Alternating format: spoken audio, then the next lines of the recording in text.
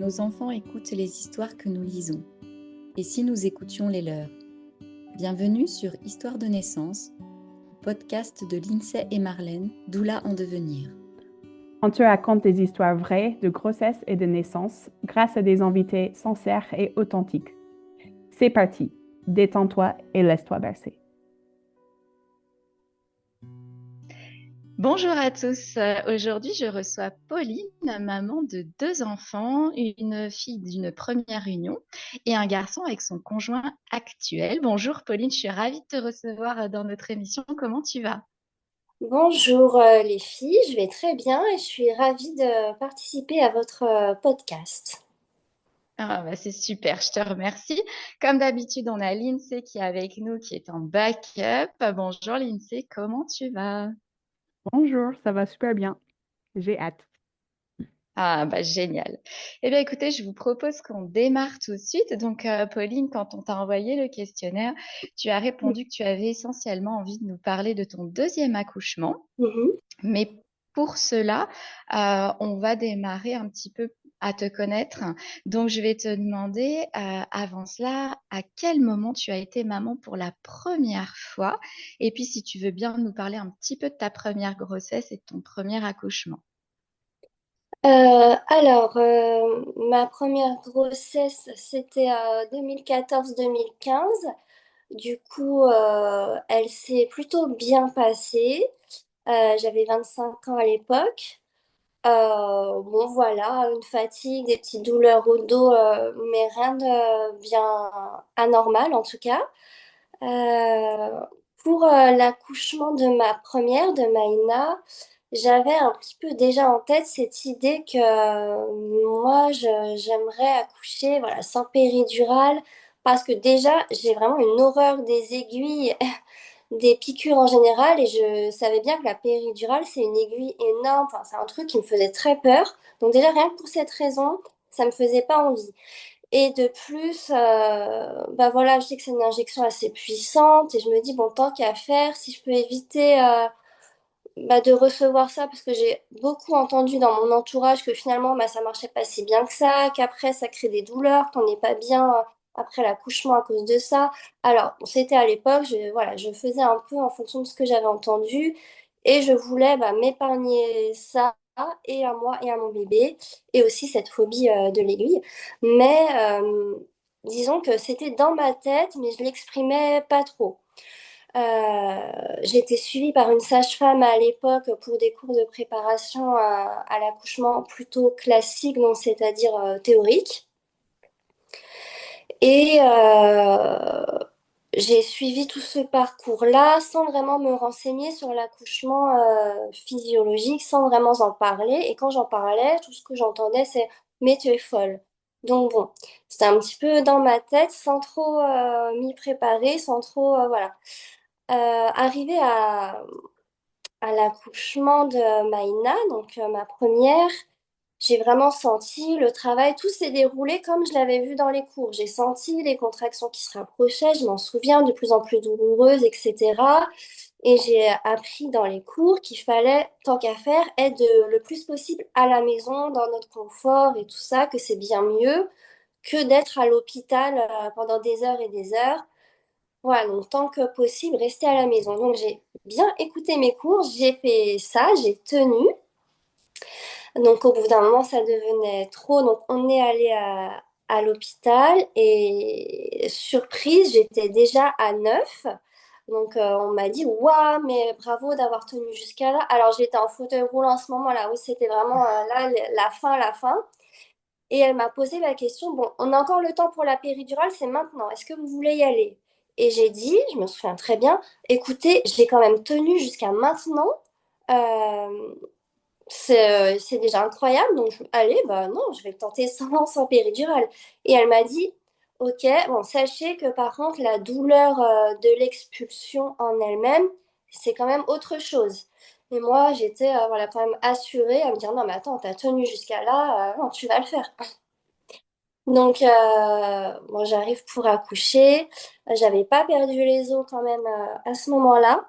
Donc, elle me perce la poche des os. Et là, oui, j'ai senti que ça devenait encore plus douloureux. Et au moment de pousser, au moment où j'ai vraiment poussé pour de vrai, que j'ai senti la vraie douleur de la tête qui commençait à sortir, là, je me suis dit, ah ouais, non, c'est pas possible. Je ne vais pas y arriver, en fait. Vraiment, j'étais pas préparée. Du coup, trop violent. Et il faut savoir que c'était une gynécologue dans un hôpital. Bon, je sais pas aujourd'hui comment elle fonctionne, si elle a évolué, si c'est une question d'époque, mais en tout cas, elle m'a allongée, position gynécologique. Moi, j'ai fait ça parce que je connais, enfin, pour moi, c'est comme ça qu'on accouchait, hein, à l'époque, voilà. Mm. Et allongée comme ça, poussée, non, c'était pas possible. J'ai cru vraiment que j'allais mourir. Bon, alors quand on accouche en péridurale, on a souvent cette sensation-là, mais vraiment là, j'ai été trop choquée et je n'y arrivais pas. Donc voilà, il y a eu la ventouse, tout ça, on m'a appuyé sur le ventre et c'est après ma fille est sortie, elle allait bien. Moi, je m'en suis vite remise.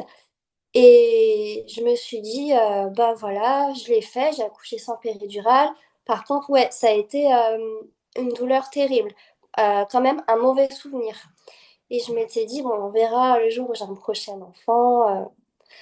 Voilà, donc les années passent. Je tombe enceinte d'Eliot. Euh, Grossesse plus difficile cette fois, avec beaucoup de douleurs.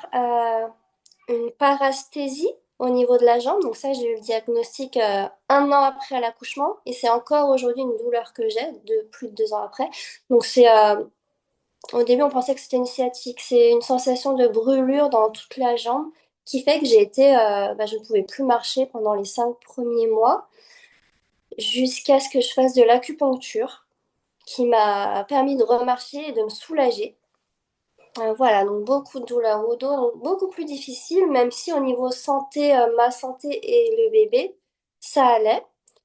Dites-moi s'il y a des questions, si, parce que là, je suis partie et Ah, mais écoute, on voit que tu nous racontes ça avec passion et c'est passionnant. Juste, tu peux nous dire à peu près combien de temps après ta première grossesse c'était là pour Elliot? du coup, pour Elliot, c'était 8 ans après ma grossesse, donc on est en 2025. J'étais enceinte fin 2022 et Ok. et 2023.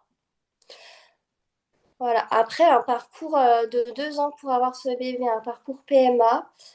D'ailleurs, après, ça n'a pas eu d'incidence sur la grossesse et l'accouchement, mais c'est vrai que pour ce bébé, voilà, j'ai eu des difficultés, parce qu'on a fait bien sûr tous les examens, et la difficulté venait de moi, même si, là encore aujourd'hui, je ne sais pas trop, hein. On m'a pas trop expliqué, c'est pas clair. On dit oui, c'est l'environnement de nos jours, voilà, ça peut être compliqué. Bon.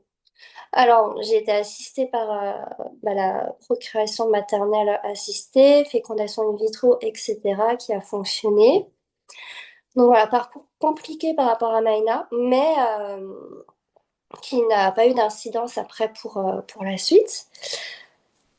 Donc là, Est-ce j'en... que Oui. Est-ce que tu as été, excuse-moi, accompagnée pour ce parcours PMA autre que le côté médical? Est-ce que tu as eu un besoin d'être accompagnée émotionnellement, Oui. psychologiquement? Parce qu'en plus, ça arrive après une première grossesse qui finalement s'est bien déroulée. Et par qui tu as été accompagnée, si c'est le cas? Alors moi, j'étais dans un centre à Villeurbanne et il y avait tous les professionnels médicaux, mais il y avait aussi les médecines alternatives, le paramédical et il y avait une psychologue dans ce centre. Et bon, je suppose qu'il est proposé à chaque fois qu'on entame ce parcours. Et moi, oui, j'y suis allée parce que j'ai aucun problème avec ça. C'était quelque chose de difficile pour moi. Donc, j'ai vu cette psychologue pendant tout le parcours et même encore un peu après.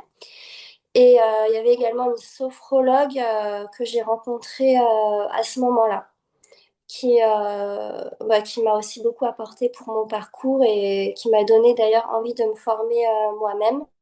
Donc oui, oui, j'ai fait des choses pour l'accompagnement en dehors du médical, bien sûr. Ouais. Tu dirais que ça t'a aidé Oui, à... D'accord. oui. Ok.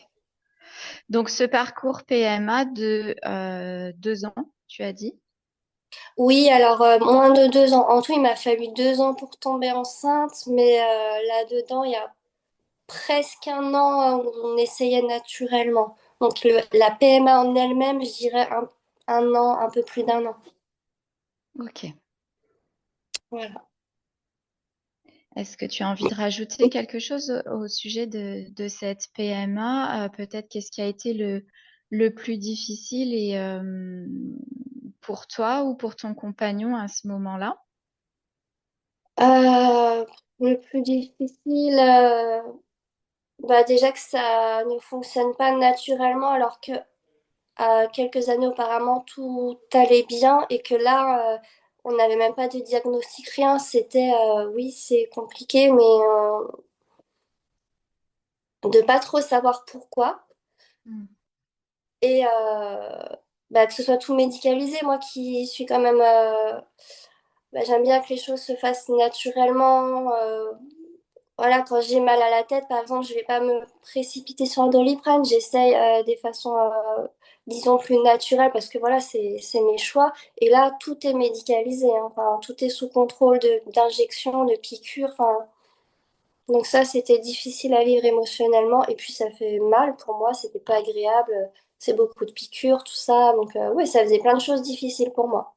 Et oui, et toi qui nous parlais tout à l'heure de la péridurale que tu voulais pas Ouais, pour les injections, j'imagine que là, effectivement, tu as dû surmonter quelque chose. voilà. Ouais, Hmm. Ok, donc finalement, au bout d'un an, cette deuxième grossesse, donc pour voilà. Elliot, avec ces douleurs dont tu nous parlais dans Ouais. la jambe. Voilà, puis des douleurs un peu plus même généralisées, le dos, tout ça, vraiment compliqué. Beaucoup de fatigue, mais voilà, au niveau de la santé du bébé et de moi, bon, ça allait. Mhm. Pour la petite histoire, on ne connaissait pas le sexe, c'était un choix. On voulait la surprise. Du coup, donc là, cette fois-ci, je me prépare vraiment à un accouchement physiologique. Donc, je rencontre la sage-femme. Et en fait, je me suis rendu compte que finalement, ce premier accouchement avait été quelque part un traumatisme. Parce que bien sûr, après, c'est passé, on était tous en bonne santé. Tant que j'avais pas le projet du prochain accouchement, finalement, j'y repensais pas. Et pour moi, ça avait été normal ce que j'ai vécu. Mais en travaillant avec la sage-femme, et puis même de par les informations que j'ai pu récupérer entre-temps, j'ai appris que ce que j'ai vécu n'était pas forcément normal, que de me faire appuyer sur le ventre, que de m'allonger sur le dos, bah, il y avait d'autres manières et c'est juste que moi, je n'avais pas les informations, donc j'ai laissé faire, j'ai fait confiance. Et avec ces nouvelles informations que j'avais bah, maintenant pour Elliot, j'ai pu me préparer et un accompagnement de la sage-femme extraordinaire, très à l'écoute. Et finalement, cette préparation à l'accouchement était beaucoup sur travailler sur le premier. Et après, bah, finalement, il n'y a pas eu besoin de tant de préparation que ça, puisque c'était juste apprendre à me faire confiance et faire confiance en mon corps. Et par le travail que je fais moi-même, enfin, tout ce que je fais pour moi à côté, c'est des choses, la confiance, écouter, écouter son corps, c'est des choses qui ont plutôt été faciles pour moi. Donc, Mm. le plus gros du travail a finalement été travailler sur mon premier accouchement. Et après, tout le reste s'est fait assez naturellement. Donc ça, c'était pour la préparation à l'accouchement. Est-ce Euh, que, est-ce ouais, que ta sage-femme t'a proposé un projet de naissance, de d'écrire vraiment ce que tu voulais pour ce deuxième accouchement? Quand tu parles de préparation, donc j'entends ouais. qu'elle t'a accompagné hein, sur déjà mettre des mots sur le premier. Mais voilà, est-ce qu'elle t'a donné, comment est-ce que vous avez procédé? Est-ce qu'elle t'a donné plusieurs possibilités et ensuite tu en as discuté avec ton conjoint et vous avez choisi des options ou comment tu t'es préparée? Du coup, pour le projet de naissance, bah, j'étais au courant là que ça existait, que j'allais recevoir le papier de la maternité. Donc quand je l'ai reçu, après mon conjoint, je disais que c'était son premier enfant, donc lui, et puis il connaissait pas grand-chose, donc il m'a dit, écoute, bah écris et tu me diras. Et moi, de toute façon, bah, je te suis. Enfin, Voilà, et donc pour ça, c'était pas compliqué. Donc je l'ai bien rédigé dans les détails. Moi, j'ai précisé pas mal de choses, que je ne voulais pas qu'on me propose de péridurale. J'insistais beaucoup là-dessus, que si vraiment c'est trop pour moi, que je la demanderais, mais je voulais pas qu'on m'en parle. Après, d'autres choses comme si possible lumière tamisée, bah, évidemment la position qu'on me laisse faire la position, il me viendrait à ce moment-là. Euh, Couper le cordon le plus tard possible, enfin toutes ces petites choses-là. Euh, et puis, oui, aussi, je voulais accoucher en maison de naissance, mais on a fait tous les rendez-vous et finalement, j'ai choisi, alors je parle de moi parce que mon conjoint me suit, en fait, il est avec moi tout le temps, mais il suit un peu mes envies, mes besoins, mes désirs. Donc j'ai choisi finalement l'hôpital ordinaire parce qu'il y avait toujours ce petit traumatisme du premier accouchement et je me suis dit je vais peut-être pas y arriver et je vais peut-être avoir besoin de la péridurale parce que je veux pas revivre ce que j'ai vécu au premier, donc je préfère l'hôpital. Et c'est vrai, C'est intéressant ouais. que ce que tu nous soulèves parce que je me permets, des fois, les mamans se lancent dans un projet et du coup, elles ont l'impression que vu qu'elles ont dit qu'elles voulaient faire ça, ben, après, elles se trouvent enfermées là-dedans et elles vont jusqu'au bout et des fois, peut-être à contre-cœur. Donc, toi, tu t'es vraiment écoutée, tu as dit, bah, je suis intéressée par ça, mais non, finalement, je me permets de changer et de choisir Ouais. l'hôpital classique. Donc, merci de ce partage. Du coup, voilà, parce qu'il fallait se décider assez rapidement et tout ce travail qui a été fait sur le premier accouchement est venu plus sur bah, la fin de la grossesse, donc je n'avais pas encore fait tout ce cheminement. Donc, j'ai choisi l'hôpital classique. Et voilà, alors pour ma fille, c'est vrai que tout s'est passé naturellement dans le sens où j'ai senti les contractions. Voilà, elle est arrivée une semaine en avance. Et on m'avait dit, mais autant les professionnels m'ont dit, écoutez, si votre fille est arrivée une semaine avant, votre fils, enfin, je dis mon fils, mais à l'époque, je savais pas que c'était un garçon, votre bébé, il y a des chances qu'il arrive aussi avant, voilà. Ça s'est pas du tout passé comme ça. Nous, on s'était préparé 15 jours avant, mais il est arrivé une semaine après. Donc là aussi, c'était difficile pour moi parce qu'on m'a déclenché. Donc là aussi, on m'y a mis du pas naturel. Et pourtant, j'ai poussé autant que possible. On m'a proposé le déclenchement, je sais plus quand, mais j'ai attendu le plus possible. Et puis quand j'ai senti que le personnel médical commençait un peu à me dire non, mais là, voilà, ça peut être dangereux, je me suis dit bon, allez.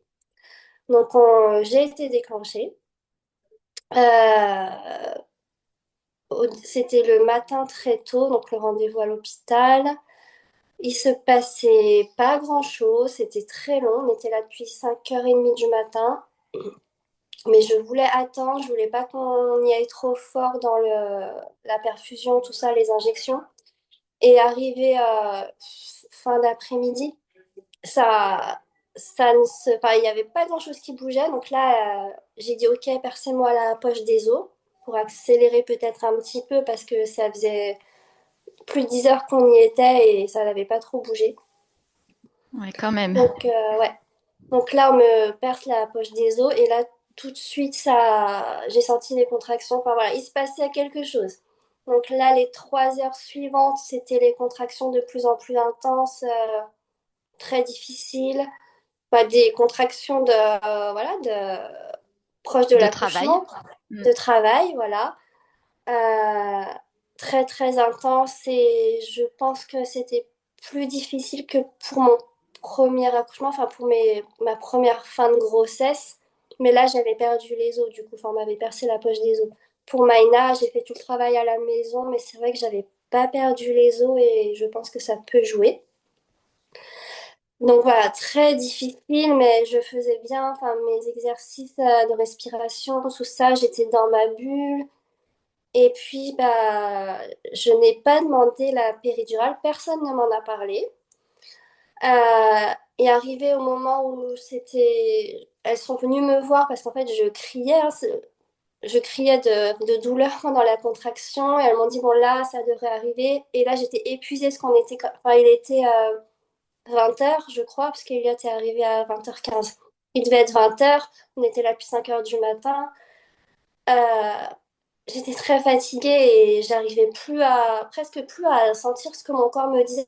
Mais est-ce que là, je vais accoucher? Est-ce que je sais même plus quelle position je veux? Enfin, j'étais vraiment dans un brouillard. Et là, la sage-femme a été géniale. Elle m'a dit, écoutez, là, oui, je pense que c'est le moment. Peut-être que moi, j'avais envie de me mettre un petit peu comme en boule sur le lit. Mais enfin, ça venait pas. Enfin, et j'étais un peu perdue. Elle m'a dit, c'est accroupi, vraiment. Et du coup, j'ai dit, oui, oui, accroupi, c'est vrai que c'est très bien. Et là, je me suis mis accroupie. Donc, je tenais le lit comme ça. Moi, j'étais accroupie au sol. Il y avait juste une sage-femme derrière moi et une auxiliaire. Et mon conjoint était à l'avant. Donc, finalement, on était un petit peu enlacés comme ça. Et c'est là que l'expulsion s'est faite. Donc, Hmm. évidemment, c'est très intense, hein, parce qu'on sent tout. C'est très, très intense. Mais avec le recul aujourd'hui, eh ben, je me dis que c'était bien moins pire que pour mon premier accouchement. Et rien que la position, l'ambiance, me sentir écoutée, bah, ça a tout changé.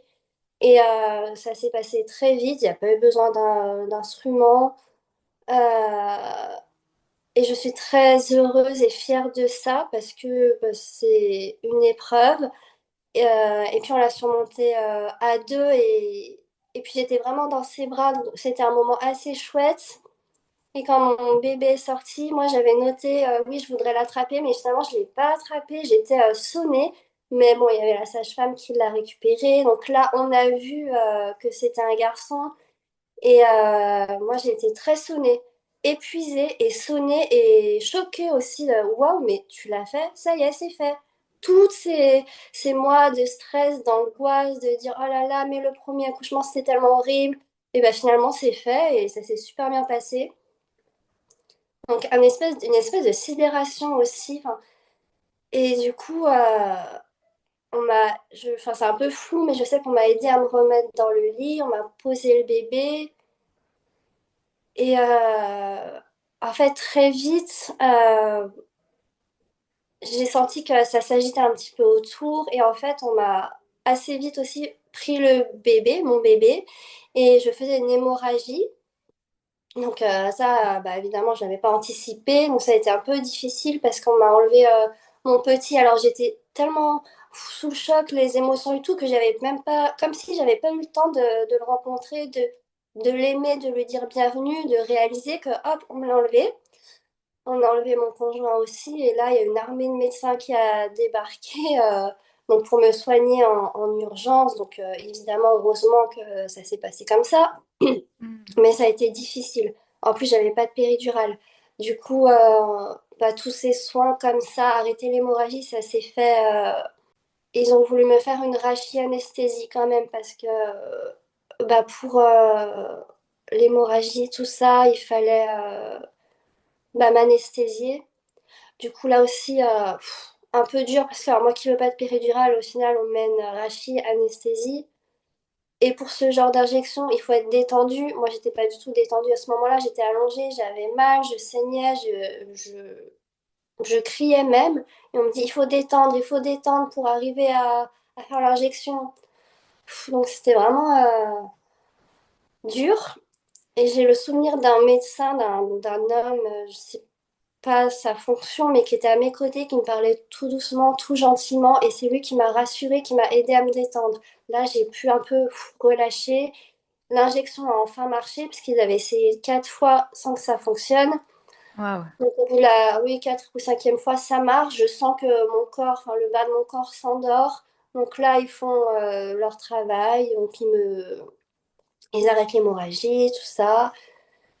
Et ce temps-là me paraît durer des heures, mais en fait, après on m'a dit que ça n'avait pas duré si longtemps que ça.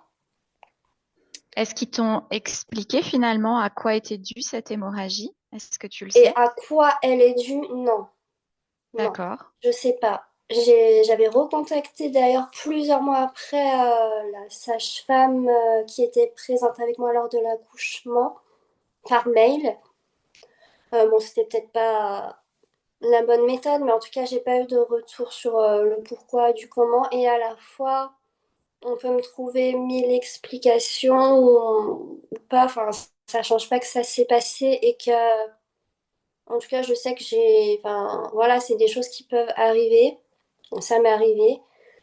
Et voilà, du coup, l'arrivée d'Eliott. Et puis, une fois tout cet épisode passé, on me l'a reposé sur moi.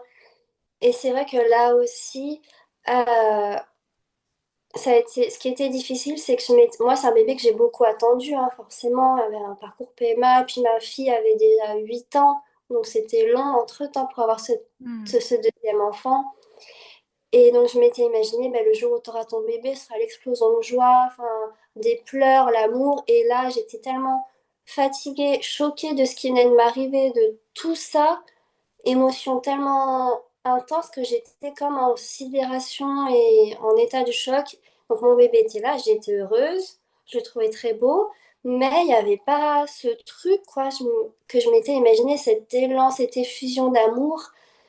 Et c'est venu peut-être 2 jours après parce que les heures, les 2 jours suivants, je pouvais pas me lever. Donc j'ai pas pu faire les premiers soins de mon bébé.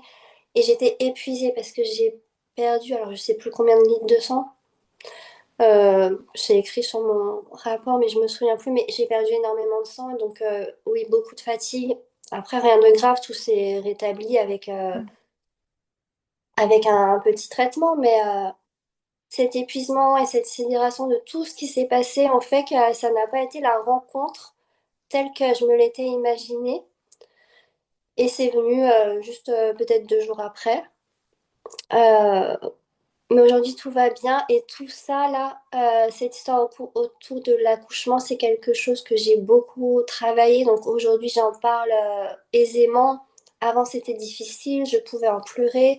Maintenant, non, je suis OK avec ça. Et Donc, quand tu dis que tu l'as beaucoup travaillé, tu l'as travaillé toute seule, c'est le fait d'y réfléchir, de prendre du recul, euh, ou tu as été à nouveau accompagnée, parce qu'on a entendu dans ton début de récit que finalement ouais, c'est la sage-femme pour la deuxième grossesse qui t'a aidé à mettre des mots sur ce qui s'était passé la première ouais. fois.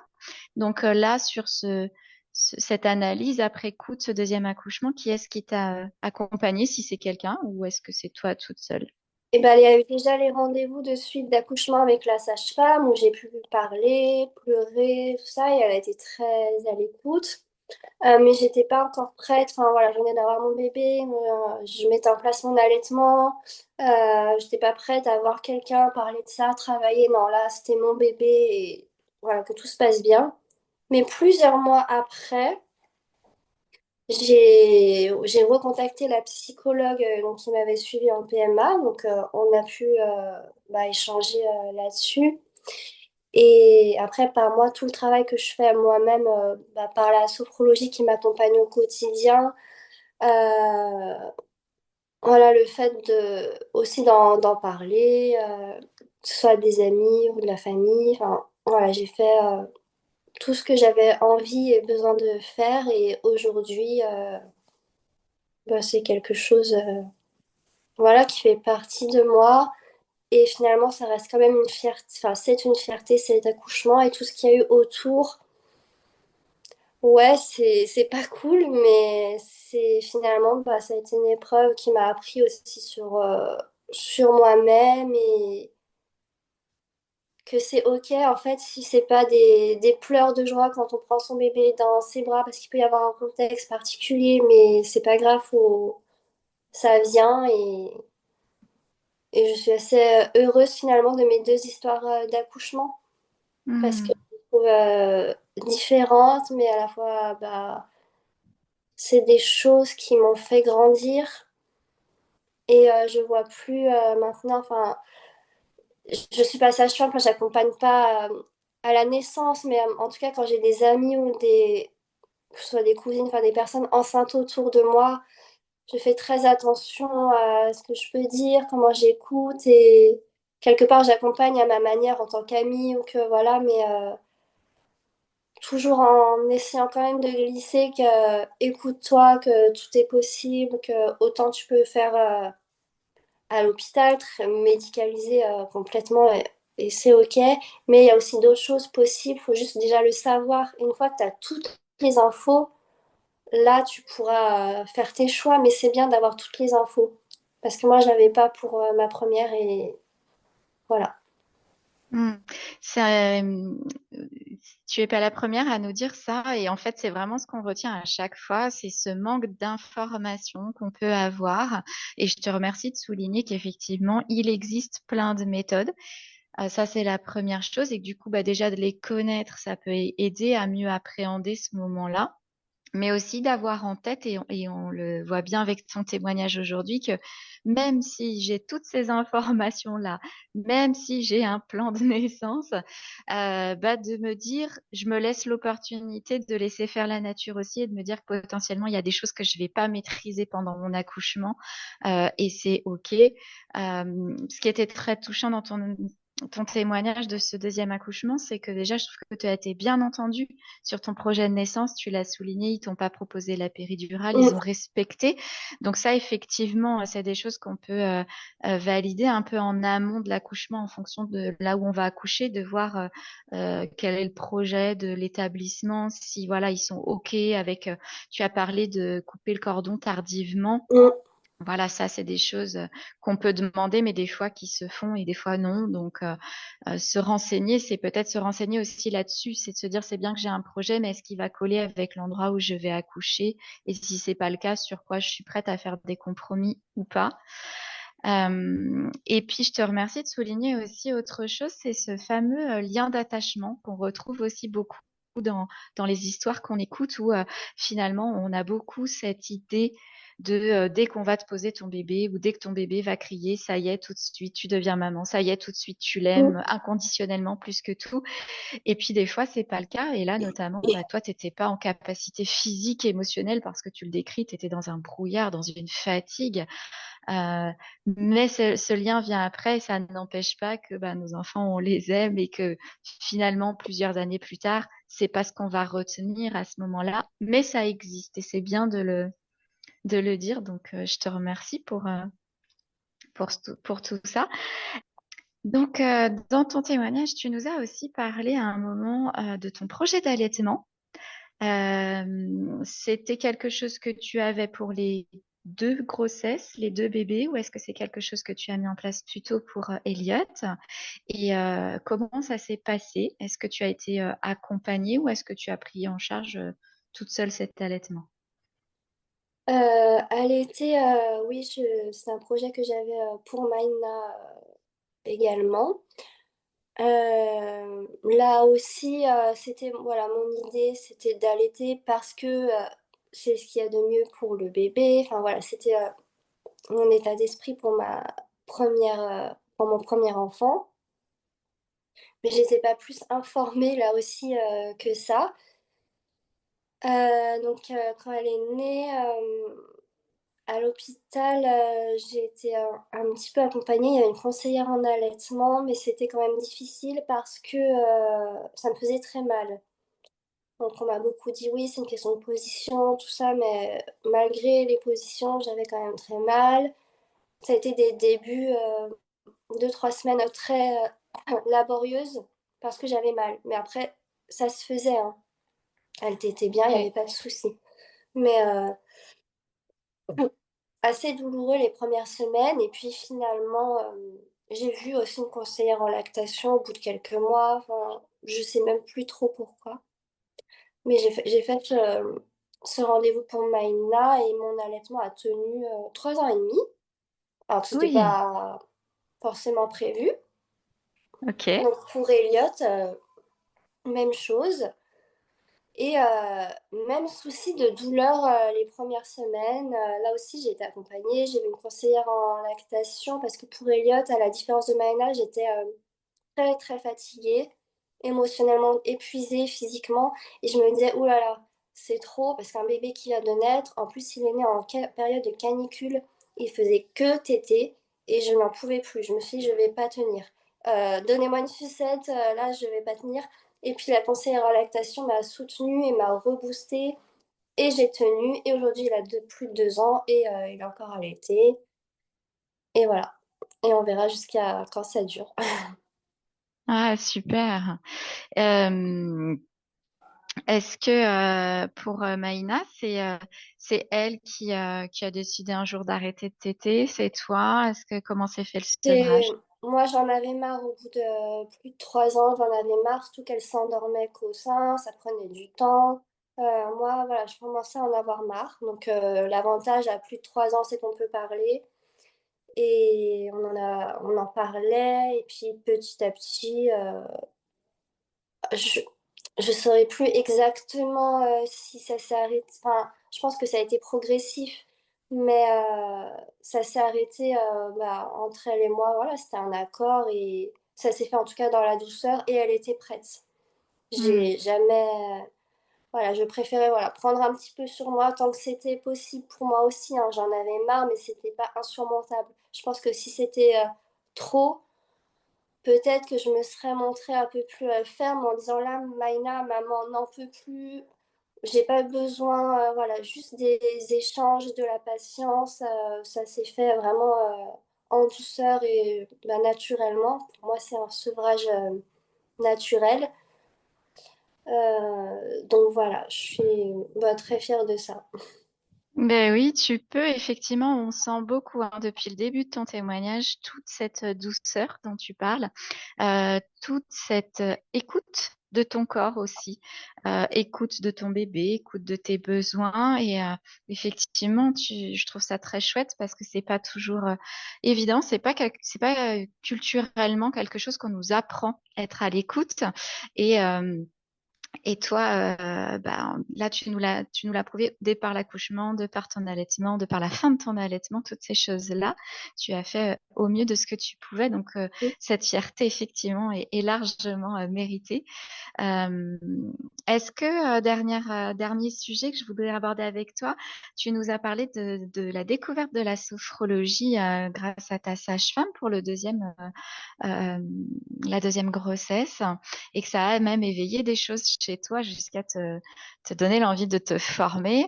Est-ce que c'est des choses que tu conseillerais pour les futures mamans qui nous écoutent? Et puis, si oui, à quel stade? Est-ce que ça se fait pendant la grossesse? Est-ce qu'on peut en faire après, pendant l'accouchement? Voilà, rapidement, si tu as deux, trois conseils à nous donner, c'est intéressant. Euh, alors, c'est pas ma sage-femme qui m'a fait découvrir la sophrologie. Je l'ai rencontrée pendant le parcours PMA, juste avant ce qu'on appelle la ponction. Donc, bref, dans une partie du parcours PMA, il y a un moment donné où on va se faire prélever nos ovocytes et ça nécessite une intervention, une anesthésie générale. Et c'était Ok, quelque chose d'un peu angoissant pour moi. Et c'est là qu'on m'a proposé la sophrologie, donc dans ce centre PMA. Donc, d'accord. j'ai testé et je pense que ça m'a beaucoup aidée à ce moment-là. Donc, et puis après, j'ai une amie, enfin, c'est le destin ou pas, mais qui m'a dit, écoute, moi, je vais me former à la sophrologie. Ah, mais c'est marrant parce que j'ai testé, je trouvais ça incroyable. Donc là, je me suis dit, bon, il faut vraiment creuser. Et je me suis renseignée auprès de mon amie, l'école dans laquelle elle allait se former. Et puis, je me suis dit, OK, c'est pour moi. Donc, j'y suis allée. Et du coup, j'ai commencé la sophrologie très régulièrement pendant la PMA, bon, jusqu'à encore aujourd'hui, mais et en tout cas, quand je l'ai commencé, c'est vrai que plusieurs mois, enfin assez rapidement après, je crois 3 mois après, je suis tombée enceinte. Alors, je ne dirais jamais que la sophrologie permet de tomber enceinte, mais ça m'a aidée à mieux vivre ce parcours en tout cas. Hmm. Après, pendant la grossesse, ça m'a aidée à envisager, après elle peut servir pour un tas de choses, mais moi je m'en servais pour envisager l'accouchement avec sérénité et avoir confiance en ce qui allait se passer, confiance en bah, que les choses, enfin voilà, confiance en moi et que, comment dire, mais peu importe si mon projet se passe comme mon projet de naissance, c'est super, mais qu'il peut y avoir des choses qui vont peut-être pas se passer comme ça et ce sera super aussi. Enfin, voilà, Mm. c'est tout ce travail-là que j'ai fait moi avec la sophrologie. Après, elle peut aider aussi à mieux vivre, accepter les changements physiques, parce que des fois, ça peut être compliqué de voir son corps évoluer, changer. Évidemment, pour l'accouchement, en tout cas moi, ça m'a ça m'a beaucoup apporté. Et après, en postpartum, il y a des techniques moi que j'utilisais beaucoup et que je propose aujourd'hui aux jeunes mamans. C'est des techniques très courtes qui permettent de récupérer parce que des fois on n'a pas le temps, enfin on est épuisé et on oublie un peu de se reposer. Enfin, c'est pas si facile que ça. Et il y a des techniques en sophrologie qui durent 10 à 15 minutes grand maximum où tu peux vraiment récupérer physiquement et émotionnellement. Donc, pour cette Mm. phase de récupération, je trouve ça très intéressant. Et il y a aussi des techniques, donc ça, je l'ai expérimenté, qui permettent de souffler un peu avec son bébé. Parce que en postpartum, c'est difficile, en tout cas pour moi, ce second postpartum a été difficile émotionnellement, physiquement, et bien que j'ai beaucoup de ressources, beaucoup d'outils, c'est pas toujours facile de vraiment souffler, relâcher un peu la pression, mais j'ai pu par petits moments le faire tout en ayant mon bébé sur moi, parce qu'en plus en étant une maman allaitante à plein temps, mon bébé était toujours collé à moi. Donc voilà, des petites techniques de respiration à faire avec son bébé qui permettent d'apaiser les deux. Voilà. Mais c'est super. Écoute, effectivement, tu vois, j'avais en tête, comme quoi on a tous des a priori que il faut que je sois toute seule, que j'ai 10 minutes pour moi pour aller pouvoir faire ce moment de détente et de relaxation et d'entendre qu'on peut le faire aussi avec son bébé. Et ben, je trouve Oui, que c'est chouette et ça peut, voilà, donner des idées à des mamans qui nous écouteront de se dire, j'ai pas le temps, j'ai l'impression de pas avoir de temps pour moi. Et si je prenais ce temps finalement avec mon bébé pour qu'on se oui, détende tous les deux. Et puis, je pense qu'on passe aussi on crée aussi un lien différent si on prend un temps tous les deux ensemble à respirer ensemble et à connecter les corps. Donc, c'est très, très chouette. Je te remercie énormément, Pauline, merci pour à toi. ton Merci à témoignage. l'essai. C'était vraiment très riche, très intéressant. Et puis, effectivement, de voir tout ce recul et tout ce travail que tu as fait autour de ça, et ben bravo à toi. Je te souhaite plein de belles choses et puis je vous souhaite à toutes une très très belle journée et je vous dis à bientôt.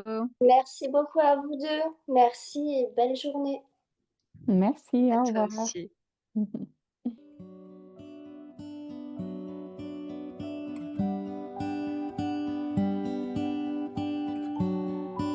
Merci à toi de nous avoir écoutés. Rendez-vous sur notre prochaine interview. Pour nous soutenir, abonne-toi et suis-nous sur les réseaux.